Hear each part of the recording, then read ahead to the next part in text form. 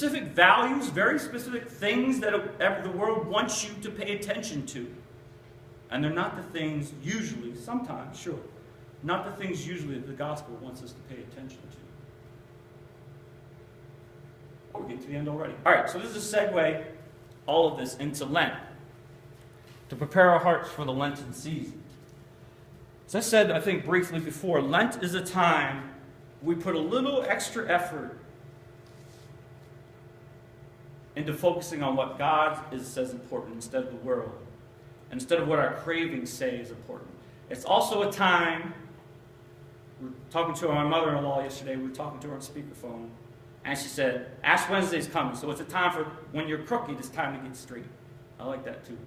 We're all a little crooked, by the way. We're all a little crooked. It's a time to focus on getting a little straighter. But getting a little straighter by accepting God's grace and His forgiveness. But this is what we do in Lent.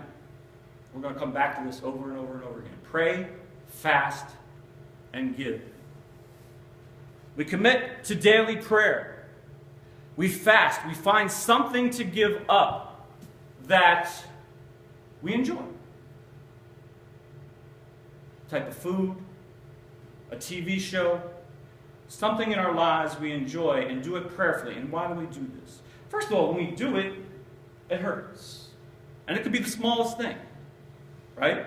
If you do something every day at 4 o'clock, try giving it up for a day or two. You'll be uncomfortable.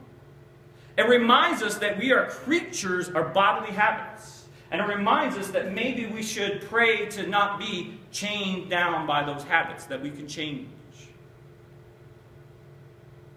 And it reminds us to say, Lord Jesus Christ, I want you to control my life, not my emotional and physical cravings. And then we give.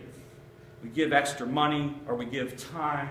We look, who am I passing today that looks like they need some help?